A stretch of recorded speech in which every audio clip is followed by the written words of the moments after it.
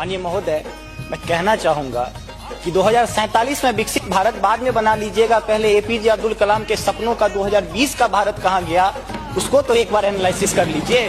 और मैं मानता हूं कि उसके एनालिसिस के पश्चात जो आपके पास जो रिजल्ट आएगा, जो परिणाम आएगा, वो 2047 के विकसित भारत की परिकल्पना को पूर्ण करने में कहीं ना कहीं बेहतर साबित होगा।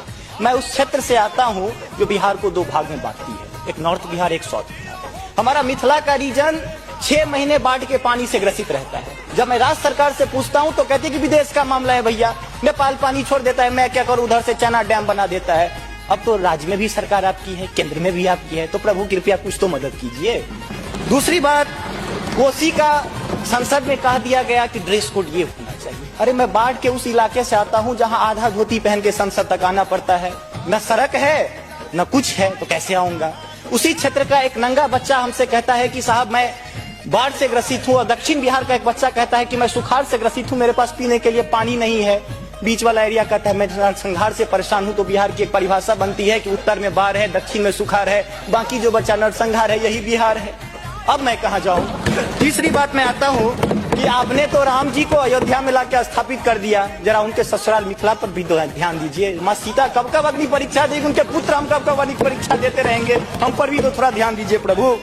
बाढ़ का पानी जब हमारे बिहार से निकलता है तो लगे लगे बंगाल चला जाता है, और जो भी हमारे पास रोजी रोटी रहती है खत्म हो जाती है। तो मेरी पत्नी भी कहती है कि लागल लागल सजन धक्का सलम कलकत्ता चल, अब कितना आगे चल। आगे आते हैं, और पर्यटन की पर्याप्त संभावना है। एक बार आप कृपा करके देखिए, पर्यटन मंत्री बैठे हुए हैं, अब ताजमहल मुमताज महल की याद में बना, आपने उसको 7वां अजूबा में शामिल कर दिया। अरे हमारे यहाँ गया में दशरथ मांझी छेनी लेके पूरा पहाड़ तोड़ दिए, इससे बड़ी और क्या बात हो सकती है। उसको पर्यटन के लिए रखिए।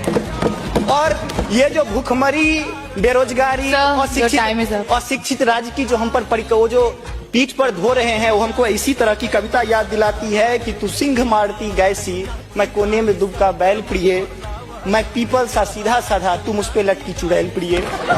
तो ये अशिक्षा, बेरोजगारी हम पर चुड़ैल की तरह लटकी है।